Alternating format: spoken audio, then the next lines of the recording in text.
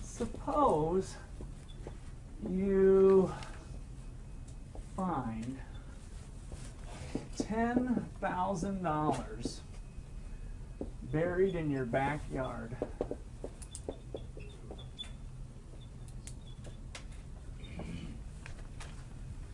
So it's in some old can or some shoebox, wherever your mind wants to take this. 10,000 bucks, cold hard cash. Happy days. What do you do with this money?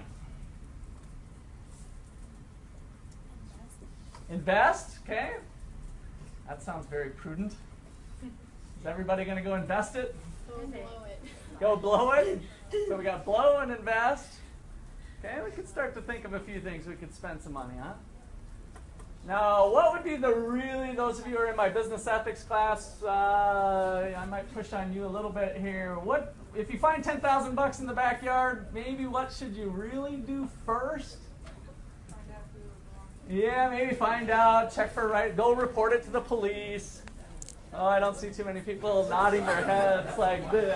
All right, so let's say that you did the right thing. You report it to the police, and they go through their statutory amount of time of 30 days or whatever it is, and they say, nope, we can't find the rightful owner. It's you. Finders keepers, you got it. So we're back to glory days here. Invest, blow, whatever you want. You got your 10,000 bucks.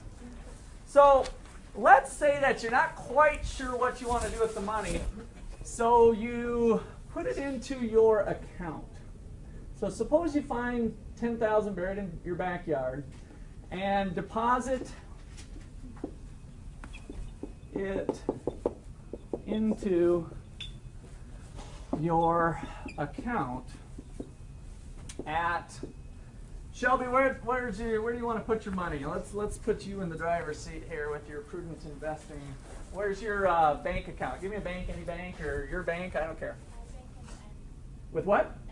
At. E-T? E-N-T-N. E-N-T-N. Okay, I haven't heard that one. All right. At end. Oh, E-N-T. Okay. Thought I heard a little N there. Ent Bank. Is that like for Enterprise Bank or short? Okay, Ent Bank. Got it. So suppose you find 10,000 and deposit in your account at Ent Bank. And the required reserve ratio is 20%, or 0.2, a fraction, but let's just say you can make sure you go both ways with this, right? 20% or 0.2. All right. So Ent Bank gets a nice little deposit. So we get 10,000. And on deposit,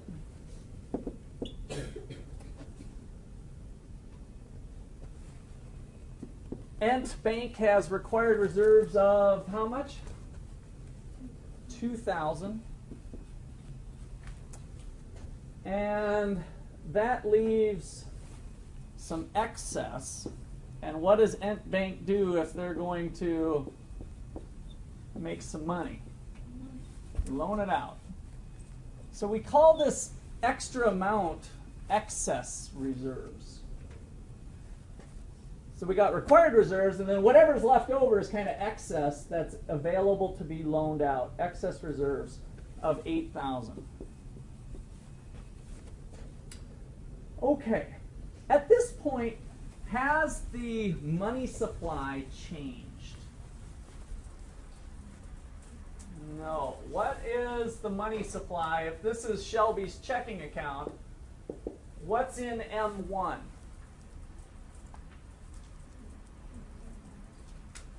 What's the components of M1? Just in general. Checking accounts, good. And what else? Currency in circulation, good. I'll just put currency. So what happened here is we found 10,000 bucks and we transformed it into a checking account, so the money supply is the same. Now, let's see, Blake, what would you like to do with 8,000 bucks if you had it? Blow it on what? We're going to be more specific now. 8,000 bucks. Some guns. All right. So let's buy some guns. Maybe a gun cabinet or something too, right? So you're going to outfit yourself with some guns. Unfortunately, Blake doesn't have the dough for that. But he runs over to Ent Bank, and Ent Bank says, hey, we got a special today, $8,000 available. And so they're going to loan that out. Now, once you get the money in your hands from the bank, you go run to, let's say, Cabela's, right? And where does the money go from there? Back into circulation, right? So Cabela's has it. What does Cabela's do with it at the end of the day, assuming Blake came in with cash or currency or what? It doesn't really matter. What does Cabela's do with their cash register at the end of the night? They run to the bank. All right, so now we're starting to see the link here. So this $8,000 turns into a Cabela's deposit. All right, so we started off with Shelby up here putting 10,000 in. Now we've got Cabela's putting it in 8,000. Now Cabela's banks at Wells Fargo. And so what does Wells have to hold back from this? $1,600. So Wells Fargo has a deposit on with Cabela's at 8, has $1,600 that's required to be held back, leaving some excess reserves of how much? $6,400. All right. Sal is car shopping and just so happens to be needing about $6,400. Sal, where are you going to do your car shopping at? Where's your favorite car lot? What is it? Craigslist. All right. But where you found a dealer, what's its name?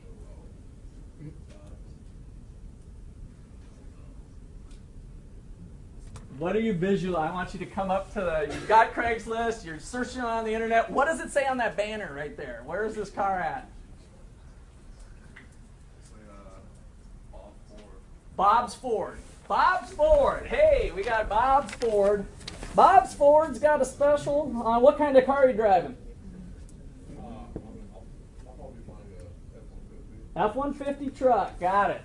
All right, so Bob Ford entertains Sal's offer. They come to terms at $6,400. Sal drives away in his new F-150, and Bob's Ford now deposits his money back into People's Bank here in Ottawa. And so now we've got $6,400 sitting on account at People's Bank. All right, so then People's has to hold back $1,280, and so on, and so on, and so on.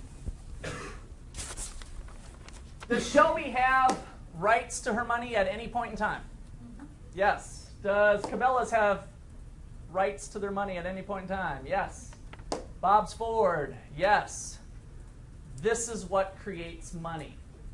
Loans, the banking system, through the process of loaning out money, creates more money. So by putting it on account, there was something very powerful that happened right here when the 10,000 left the form of hard cash in Shelby's hands and went to her Ent Bank, right? Once it did that, it's transformed into more money through this loaning process. 10,000 plus 8,000 plus 6,400 plus we get an Excel spreadsheet and we could fill the whole page down to about infinity. And so we can think about the total change to the money supply. Now we got to be careful with this. The total change to the money supply was not affected by this first maneuver, right? The money supply didn't change when Shelby deposited it here. It stayed even. But the increase in the money supply kicked off with this first loan. That first loan of $8,000 that ultimately ended up in Cabela's bank account gave us the first one. So $8,000 plus $1,600. Oops, not $1,600. $6,400 plus dot, dot, dot, dot. And that continues on. All right, so we're going to use this little symbol here for the change to the money supply. Some mathematician, I can't remember exactly who to give credit to, came up with a shortcut method to get exactly how much that amount is. And it turns out to be relatively simple, as some of the great mathematical things are. Complexity brought into simplicity. If you take 1 over the required reserve ratio and multiply that times the initial change in excess reserves, you quickly find the answer to that little problem. So the change in the money supply is 1 over 0.2. We don't want to put the percent in for this particular thing. Times the initial change in excess reserves that happened, which was the 8,000.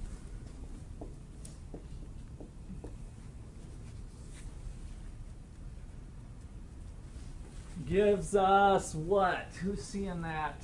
Pull out a calculator if you need to.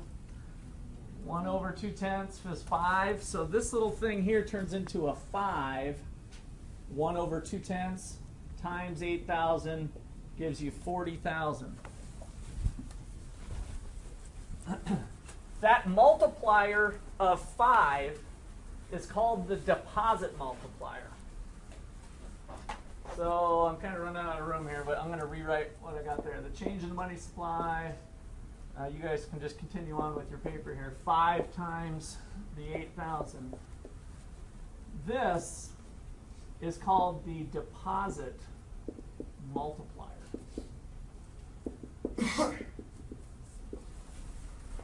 The deposit multiplier. And I want you to be very clear when you write this down. This shows the maximum change to the money supply. So this shows the maximum, underline maximum, shows the maximum change to the money supply from a change in excess reserves.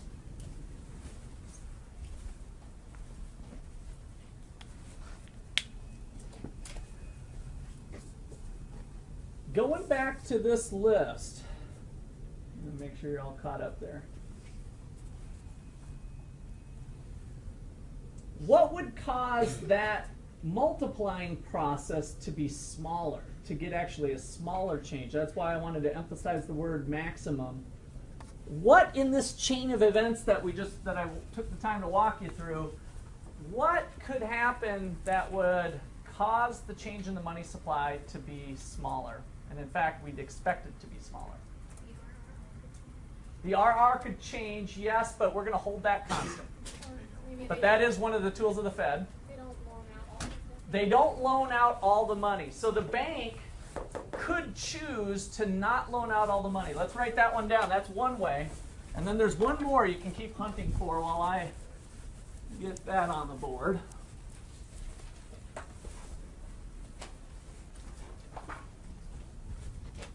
So let's just put will not be max if one, bank does not loan out all excess reserves.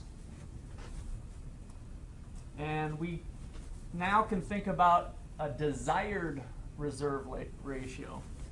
So if it's desired reserves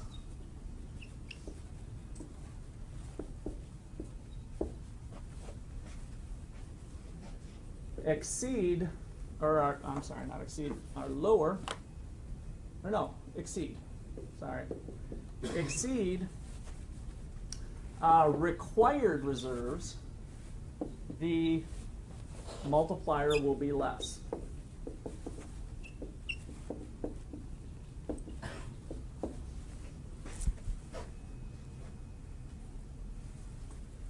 More simply put, the bank just doesn't loan out all that they could. That was one of two ways that we won't get the max. What's the other way? What if the person who made the deposit spends? Yeah. If they, did you say spend? Or take it out? If they hold it in the form of cash, that's the part. If they take it out of the process, essentially, right? So imagine if we started this off and Shelby said, you know, I'm all about investing, but once she came to her senses, she's like, I got to blow some too. So she deposits $9,000 and keeps 10 large $100 bills in her purse just to feel good about life for a little bit. Right? Holding cash sometimes is powerful. Then you can see that the process will all be reduced, right? And the same thing is true here if Sal was able to negotiate $6,000 and kept the $400 in his pocket, right? So we all tend to hold on to some cash potentially along the way. That will cause the multiplier to be less as well. So the second part here is if people choose to hold cash.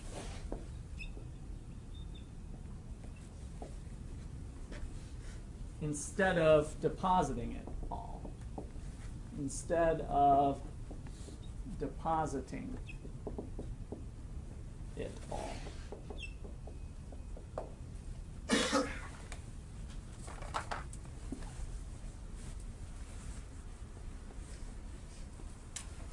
Okay, these are called currency drains. So 1 and 2 are called currency drains.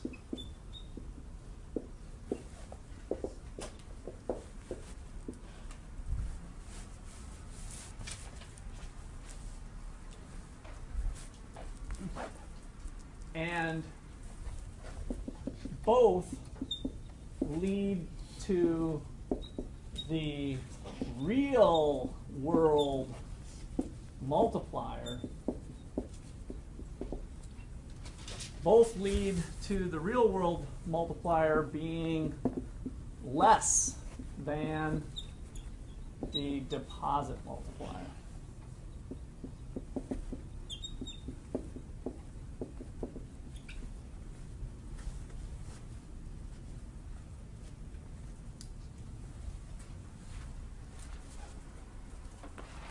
All right.